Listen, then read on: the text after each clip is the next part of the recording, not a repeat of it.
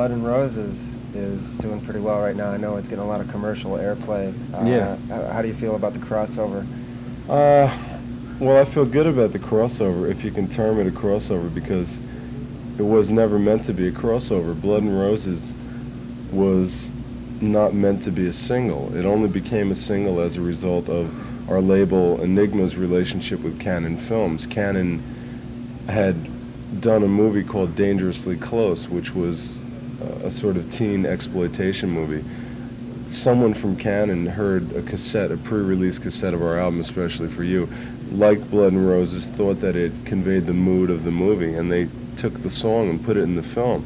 It was put on the soundtrack album. Cannon Films paid for us to do a video, and it just sort of happened that way. But never in our wildest dreams would we have chosen Blood and Roses to be a single for radio. It's not that kind of song.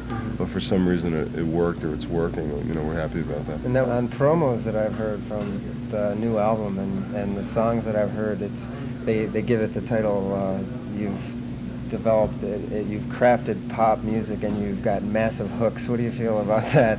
Well, it's nice to be complimented. That was a quote taken from the Boston Rock, which was put on a sticker by the record label, from someone who has always loved the band, has always been a tremendous supporter of ours.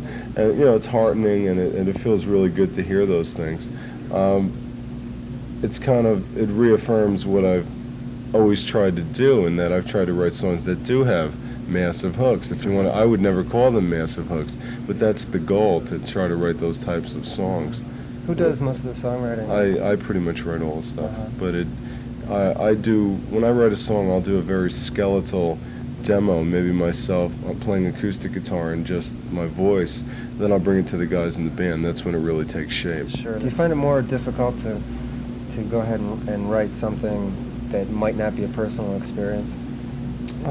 It depends. Depends on how strongly I feel about a particular situation. I've recently got letters from people who really like the record, telling me that I should branch out and get away from the love song thing and write about toxic waste and, I'm quoting, ghetto, crime. I don't know what to say. If you listen to every letter you've gotten, you'd probably be going in 100 million directions. No, I like the fact that people liked it enough to write about it, but I don't know. People have been asking us what the next record is going to sound like, and I don't have an answer. I don't want to plan it out. Well, then I won't ask. No, if that was your next question, you're out of luck, because I don't know if it would be appropriate to say, well, more of the same, or completely different, or a 2-record set. I really don't know. It's just going to take whatever shape it's going to take. It has working out really well for you right now. Pretty you're much on the charts. The new single, video. You're touring the world. And I understand you've even won an award. Yeah, well...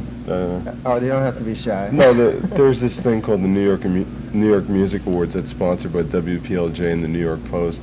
It's basically a new thing. It was the first annual New York Music Awards, where they honor your old-timers, your more established artists, and also new people, unknown people that work and operate their careers out of New York City specifically. I believe there's going to be a Boston Music Awards and a Los Angeles Music Awards as well.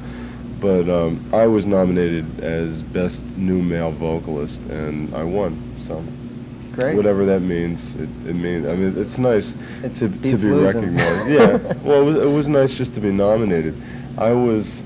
When I was sitting backstage, we were sharing a dressing room with Southside Johnny and Run DMC.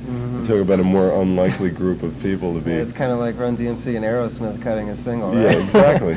But, more unlikely group of people to be sitting together you couldn't find. And someone ran backstage and said, "Get on stage, get on stage." I said, "Why?" They said, "You won." And I said, "Won what? What are you talking about? What did I win?"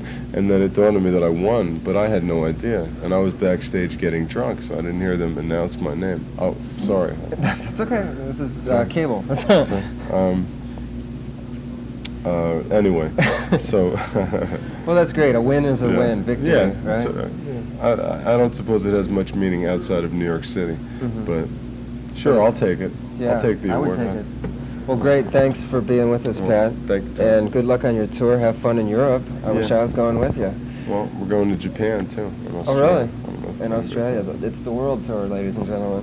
Thanks a lot again. Thanks, Tom.